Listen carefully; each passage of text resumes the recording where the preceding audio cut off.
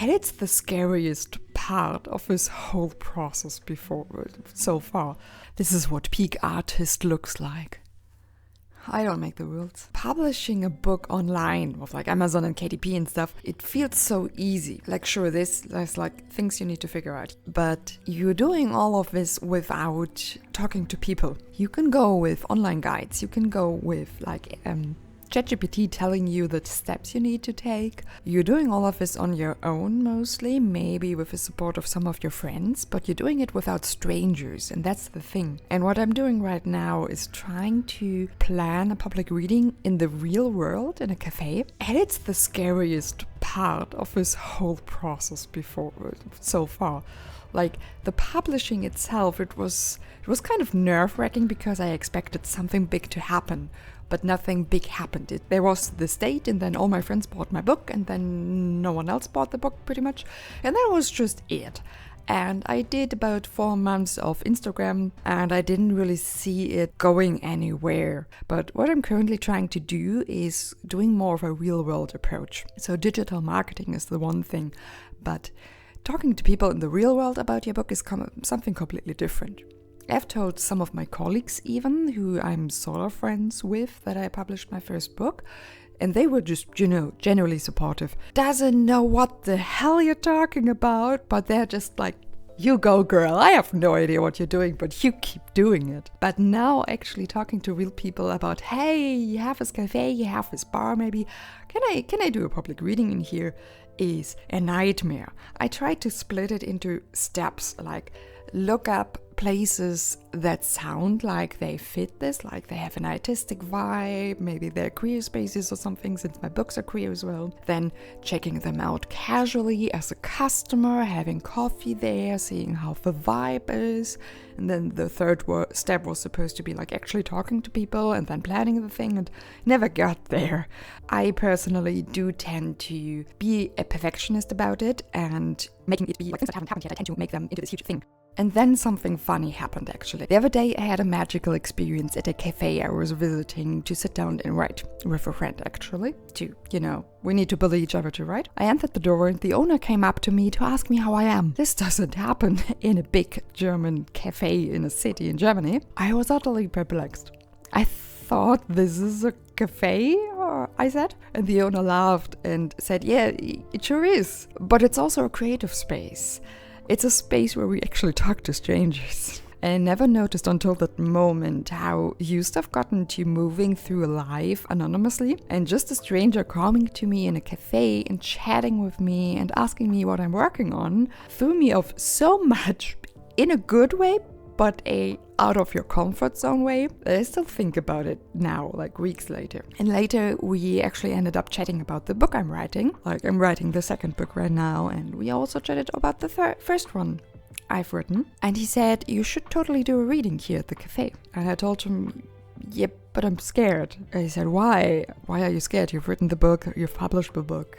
And I said, because writing a book and publishing it online is incredibly easy compared to talking to real people about it, like real people in my real city with real lives. And he asked me what it's about, the book. And I said, it's about losing your identity and the face of what others expect you to become. And also magic, because it's urban fantasy, and it's about also discovering that there's a magical underbelly to the city you live in. And he just smiled at me and said, have you noticed the name of our cafe? I said, no, honestly, I forgot about it.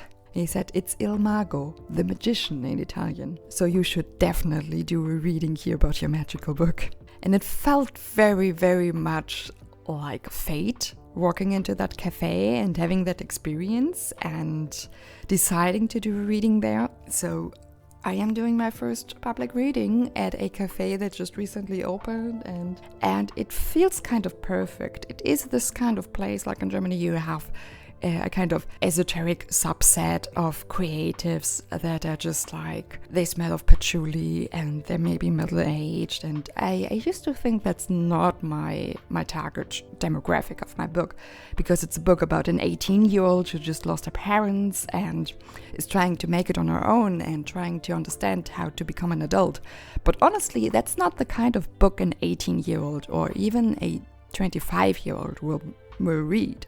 This is the kind of story that you write or read once you're older and you're looking back on this time of your life and what it meant to actually grow into becoming the person that you are. And that's what the book is about. It's about becoming who you are and navigating who you are in between what other people expect you to become, especially people who love you. This is something that I've noticed in every story that I'm writing, that it's always about recognizing your own identity and navigating who you are in spite of everyone else, while also appreciating the importance of community. And this book, my Arcing Spark book, is very much about accepting help from others as well. It's about figuring out who you are and not letting expectations override your own identity, but it's also about working through grief and realizing that usually in life you can't do it all on your own and you're not supposed to,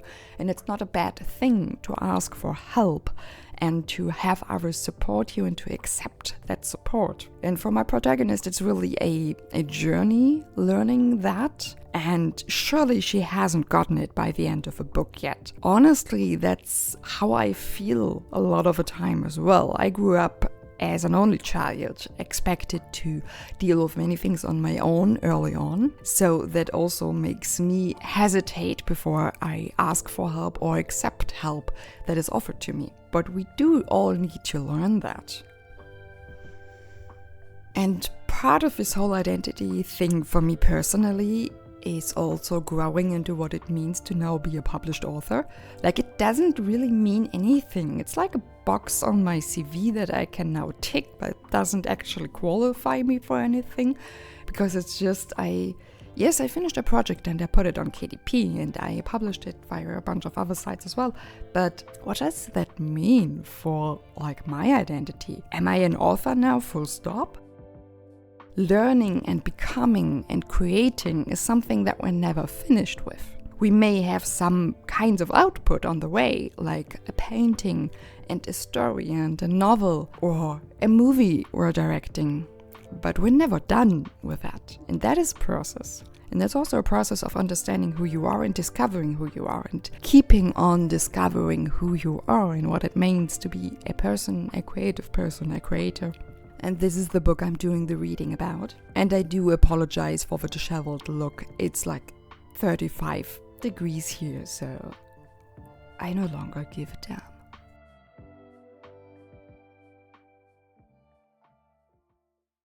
Cal, I need to either grasp for Cal's hands. Light, bright as the sun, burst forth from where their palms touched.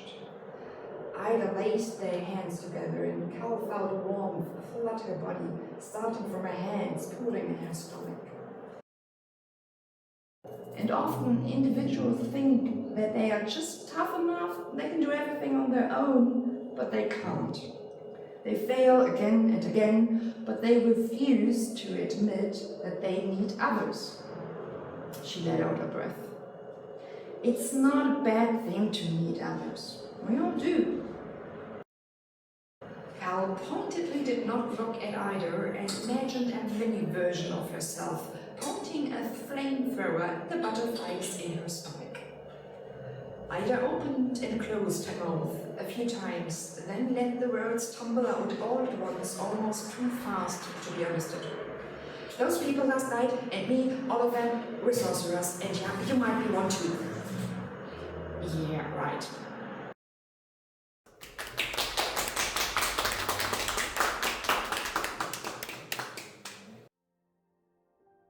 My first public reading is done and I am so glad. It was so much fun actually. Like, there weren't many people, totally okay. They were mostly my friends and one stranger I didn't know yet. But it was so fun actually getting to read my story and tell it in my own voice. And now I'm actually really excited about maybe doing an audiobook myself. That would be so fun. Like, I don't have the time to do it, but it would be fun to do, because I just realized it's not about, having like 300 people listening to you, and it's not about selling tons of books. It's about getting to tell your story in a real way. Like this now felt like I actually published the book. Like this felt like that moment that I expected to happen when I actually clicked publish back last year. And this was the moment that really felt like what I was waiting for. And now I really do feel like a published author because I got to talk to real people about it, not just in a, I published a book and you should totally buy it way, but in a, I'm telling you the story. I'm telling you why I wrote the book and I'm reading passages to you. And that was really, really something.